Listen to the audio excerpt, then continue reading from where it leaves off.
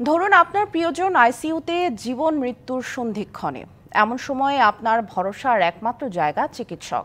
কিন্তু সেই চিকিৎসকই যখন মাত্র কটা টাকার জন্য ভুল তথ্য দেন, স্বজনটি মারা যাওয়ার পরও ওষুধ কিনতে পাঠান, বিল করেন লাইফ সাপোর্টের, তখন এই জীবন রক্ষাকারী কিছু মানুষের প্রতি আপনার আর শ্রদ্ধা কি থাকে? গুটি কয়েকজনের জন্য গোটা চিকিৎসক সমাজও প্রশ্নের মুখে পড়েন। এবার এমনই অভিযোগ রাজধানী মিরপুরের কিডনি ফাউন্ডেশনের বিরুদ্ধে।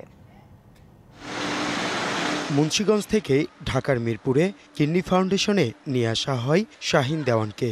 তবে ভুল চিকিৎসা হয়েছে বলে অভিযোগ স্বজনের। আমার বাবারে ওনারা ভুল চিকিৎসায় আমার বাবা স্ট্রোক করছে, স্ট্রোক করার পর আমার বাবারে মারিয়া ফেলাইছে, তারপরে হারা জোর জবরদস্ত লাইফ সাপোর্টে রাখছে।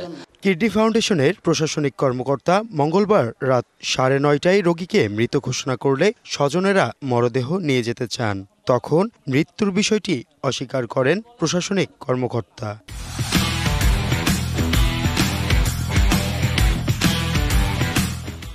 এ নিয়ে বাধে বিপত্তি। নিচে নেওয়ার পরে ঠিক আছে, অক্সিজেন ঠিক আছে, আর মারা যেতে পারে তখন। আমি কি মেডিকেল পার্সন, আমি কিভাবে ডিক্লেয়ার দেব একটা রোগী?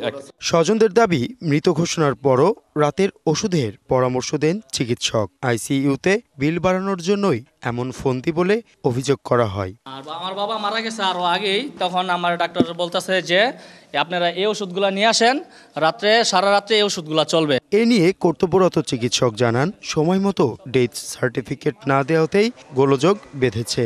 তবে রোগীর সমস্ত ট্রিটমেন্ট ডকুমেন্টস হাসপাতাল কর্তৃপক্ষের কাছেই আছে। ডকুমেন্ট আছে, রোগী কয়টা পর্যন্ত জীবিত ছিল, মাস্টার চার্ট আছে, ইসিজি আছে রাতের। আপনারা মেডিকেল পার্সন কাউকে নিয়ে আসেন, তার কাছে আমি আরও এক্সপ্লেন করতে পারবো। মেইন ইস্যুটা হয়েছে যে ডেথ সার্টিফিকেট আমি দেই নাই দেখি, তখন থেকে ঝামেলা শুরু হয়েছে। আর স্বজনেরা বলছেন, হাসপাতাল কর্তৃপক্ষের খামখেয়ালিতে মৃত্যু হয়েছে রোগীর। ঘটনা তদন্তে সুষ্ঠু বিচার চান তারা। হাসিব পান্থ, ডিবিসি নিউজ, ঢাকা।